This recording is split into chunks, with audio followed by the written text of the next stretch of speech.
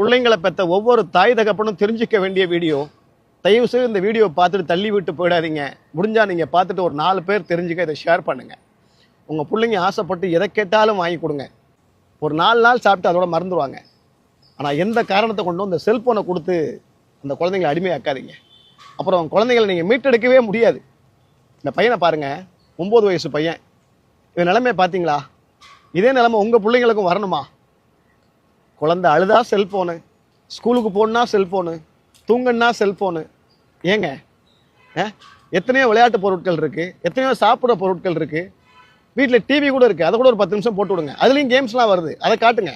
ஆனால் இதை கையில் கொடுத்தீங்கன்னா நாளடைவில் குழந்தைங்க எதுக்கு அடிமை ஆயிடுவாங்க. அதுக்கப்புறம் அப்பான்ற உணர்வு இருக்காது, அம்மான்ற உணர்வு இருக்காது, நம்ம சுற்றி என்ன நடக்குன்ற உணர்வு இருக்காது. நம்மளை ஈ கடிச்சாலும் எறும்பு கடிச்சாலும் நாய் கடிச்சாலும் அந்த உணர்வு இல்லாமல் இந்த மாதிரி பிள்ளையா உங்கள் பிள்ளை வளர்த்துருவாங்க. இன்னைக்கு பல பேரண்ட்ஸ் அதான் பண்ணுறாங்க. சமைக்க போனோம் உடனே குழந்தைங்கள் செல்ஃபோனை கொடுத்துட்டு போகிறது, துணி அலச போனோம் உடனே குழந்தைங்கள் செல்ஃபோனை கொடுத்துட்டு போகிறது, புள்ள சாப்பிட மாட்டேக்கு உடனே செல்ஃபோனை கொடுத்துட்டு போகிறது. இப்படி நம்மளே அவங்கள அடிமைப்படுத்திட்டு என் புள்ள செல்ஃபோனுக்கு அடிமை ஆகிட்டான் அப்படின்னு நம்ம வெளியே சொல்கிறோம். குழந்தைங்களுக்கு தெரியாதுங்க நல்லது கெட்டது எதுன்னு. நம்ம தான் இது கெட்டது அது நல்லது அப்படின்றத கற்றுக் கொடுக்கணும். தயவு செய்து தவம் இருந்து பெற்ற பிள்ளைய இந்த மாதிரி ஸ்டேஜில் கொண்டாந்து விட்டுறாதீங்க.